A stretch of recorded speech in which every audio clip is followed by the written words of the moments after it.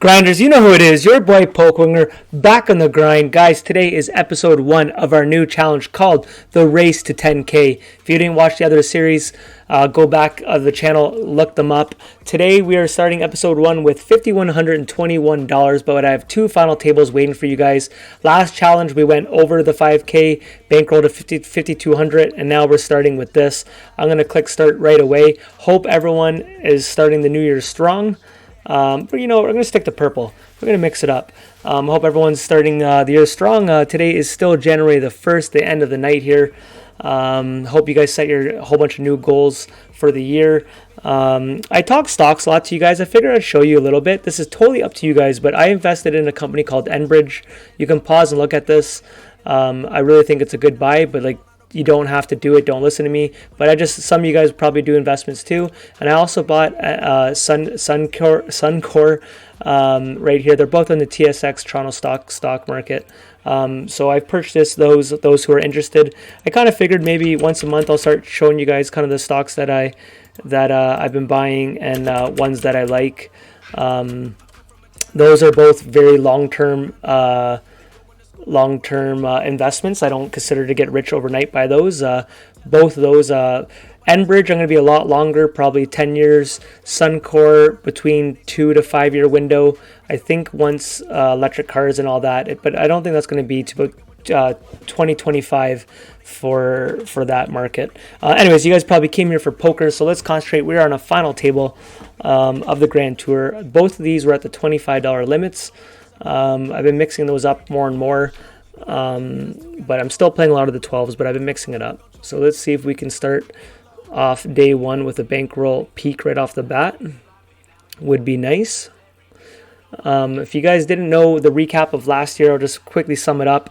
Towards the end of the year, we did 2 challenges that I put on the playlist. One was called 300 to 3,000, and then we did 3,000 to 5,000. But guys, before that, we did other challenges during the course of the year.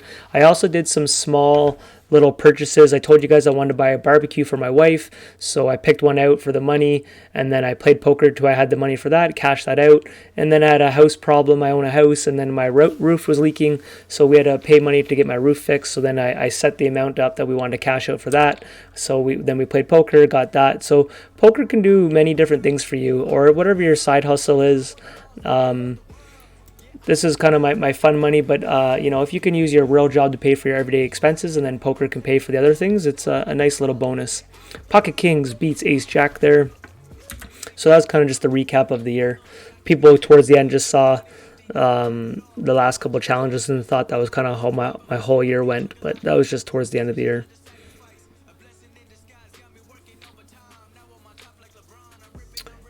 King 4. I have this guy labeled red, and I think he's showing that he's a red player.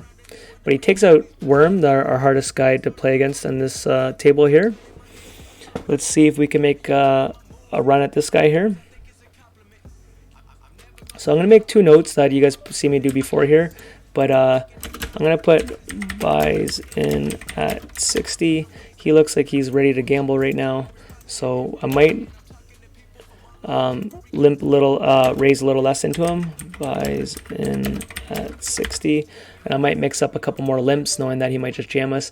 Ace 3 against this guy is a little too wide for us right now. We're gonna wait for a better position.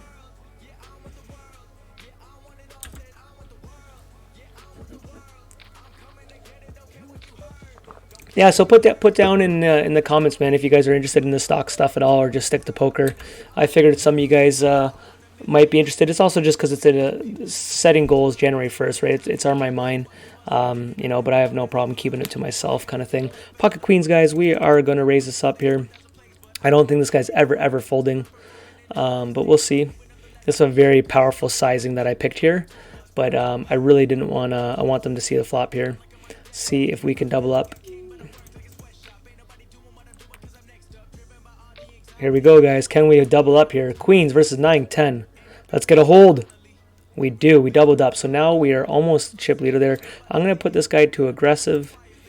Calling 6 big blinds in that position with 9, 10 offsuit, I think, was a mistake. what we wanted. We wanted him to get a piece of the pie, and he did. Now he doubles up with pocket threes. So 10 jack suited here looks really sexy, but if they want to get it all in, we are too deep for me to do that.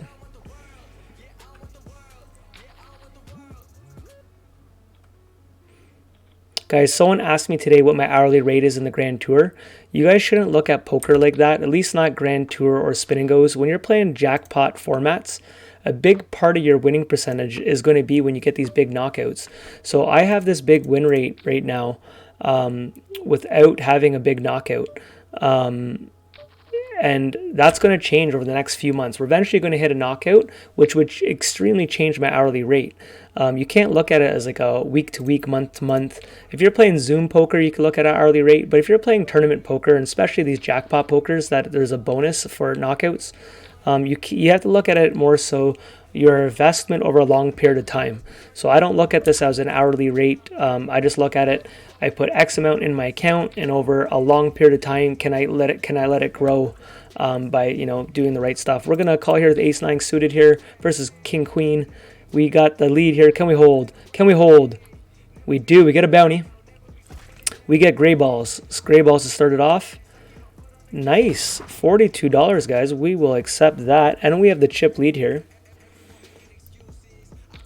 And when I'm playing the Grand Tour, guys, it doesn't mean you have to play it. It's just what I'm doing. Feel free. People say don't play it, don't play it. By all means, do not play it. I like it. It's what I'm doing, but feel free to do whatever you want.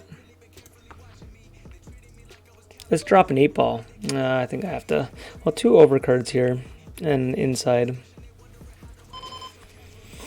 I guess we float.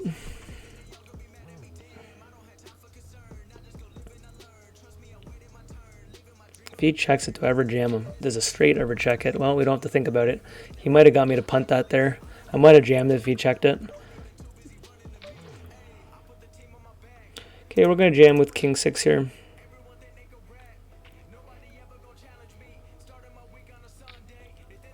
All right, guys, king ball, 6 ball, 6 ball. We don't get there. I debated, it is a jam with the Nash chart. I just debated if I had to against a player that I feel like wasn't going to put us in too many hard spots. So that's what I was debating for. Against a regular player, I can just jam there, no problem. Here we're going to look for a check raise.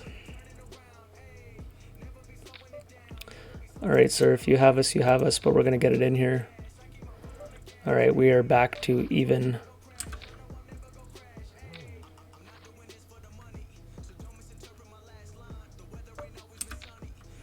Gonna do a little stab here.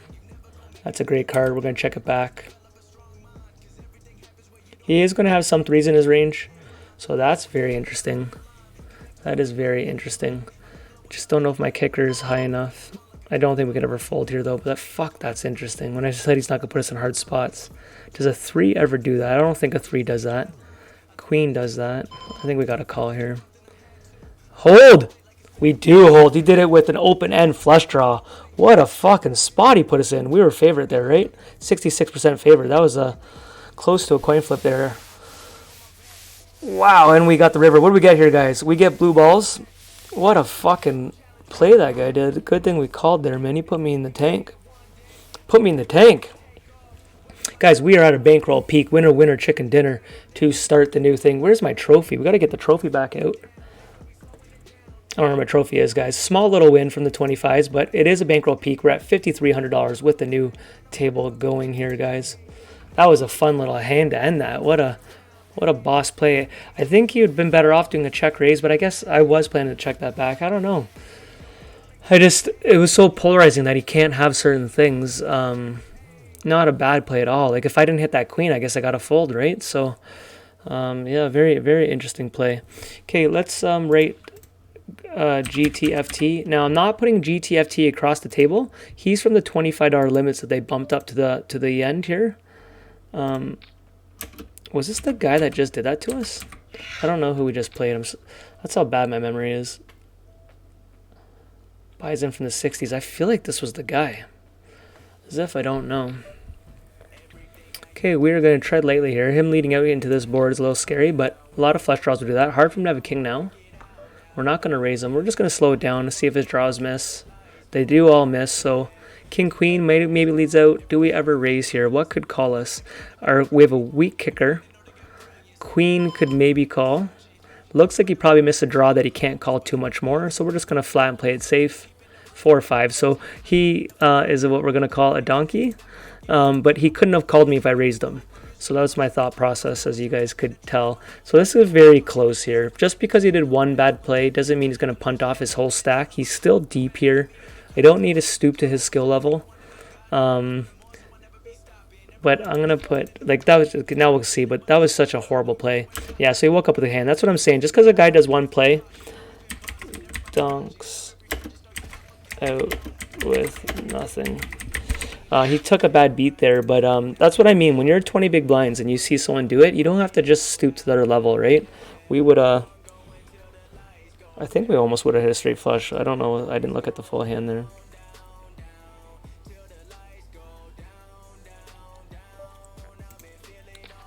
No, his 8 would have gave us a straight flush. Oh, no, it wouldn't. Sorry, I'm so tired there. I don't know what I was seeing. The straight flush was on the board, wasn't it? I don't know. I thinking of too many things while looking at that board. We have pocket 2s versus pocket 9s. This guy's just hitting everything. Look at this. If it is him, we're playing revenge. I don't know if it was the last guy, but let's find out how we do against him. He's got a 2-1 chip lead on us.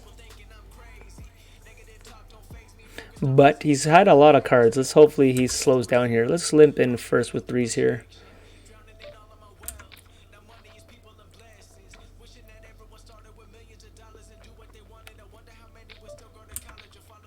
It's a pretty scary board for him calling raise, and I'm in position here. Let's see what he does here. I think he's going to check it. We're going to stab at it. He does not check it. Okay, we'll wave the white flag here. I thought he was going to check that back a lot. And I could have just checked it because we had equity, but I think I was going to stab on it just so we don't get rivered.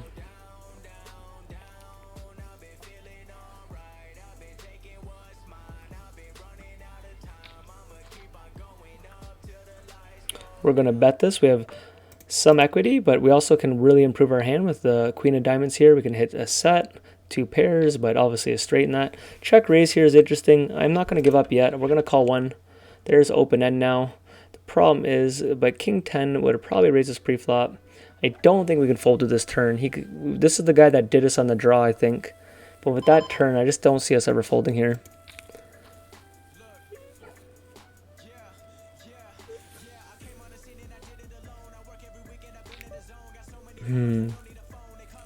The problem is too, even we blocked Jack Queen, but he did check raise us. It was very interesting. Man, I really want to make a hero call here. King 10. King 10 doesn't bet with those jacks. King Jack. What bets here? Guys, I'm calling this. 8-6. Boom! Look at that, guys. Look at that shit. Called him with a pair of 3s. It just didn't make sense. So if you're 3-betting on that board, how you, unless you have King Jack, like what else are you betting that river like that? Your boy can get in the zone sometimes. We're going to check raise him here.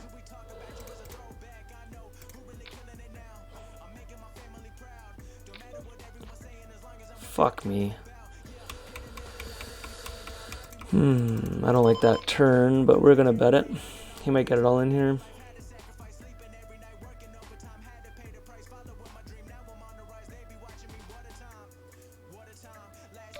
Ah, man. Don't think we can fold. Yeah, 5. Yeah, fuck me, man. Oh, we just gave it right back to him. Made such a good call, too. I just thought with our top 2 pair there, it'd be... He's going to have other 2 pair combinations there and still have a backdoor hard draw sometimes. But I wasn't a fan of that turn card.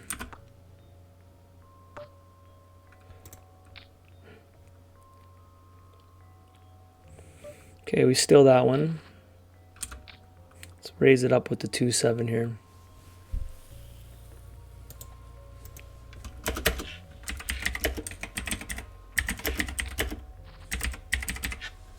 Okay, guys, so we have to be aware, too, of the call we just made.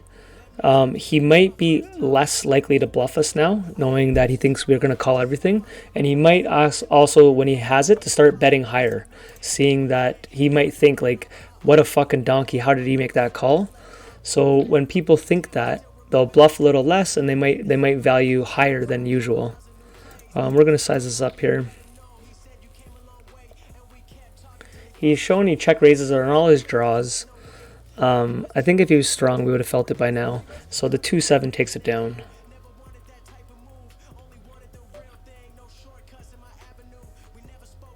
Definitely a crafty player. If he didn't hit that flush, man, we had this game in the bank. So ace-2 is pretty close here, but I'm going to wait for a better spot. But it's you definitely, it's not a horrible call.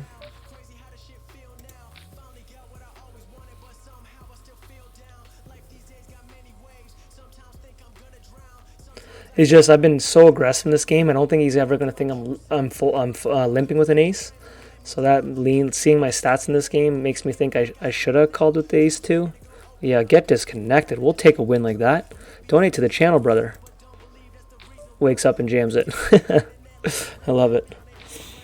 Okay, pocket sixes. Get us back in the game. Let's do it. Now, when if he jams 3 hands in a row, that's usually screaming strength. But with sixes here, we're just going to get it in. This guy's pretty crazy, man. He likes to gamble, so you never know.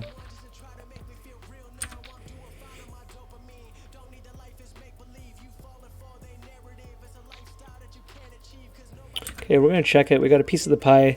We have too strong of a hand for him to check raise us with. Because we obviously have an inside straight draw, he's going to lead out here a lot. Check, check. Let's check a check. King 6, yeah. So he probably would have check raised us on that. So I like our play there.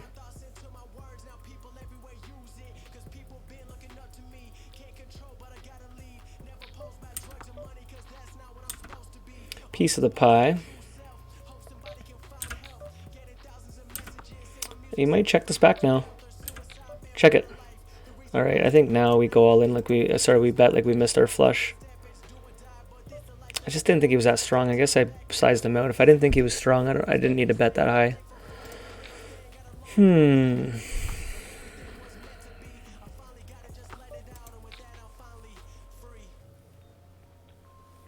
Okay, guys, we're fighting back. We're fighting back.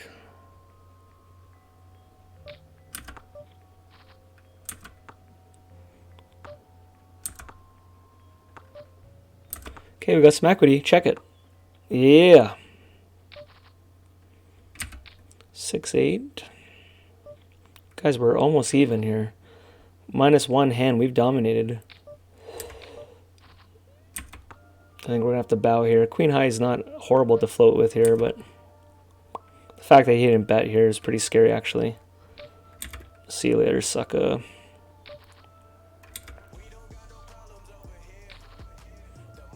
Give us a hand, would you?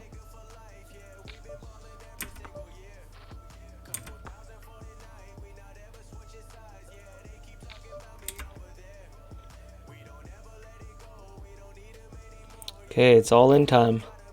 Not with 7-2. Look at this shit. Give us a chance, man. King 6 suited is a jam. He wakes up with a hand. We need a king. We need hearts. We need a king. We need a king. King, king, king, king, king. We don't get it.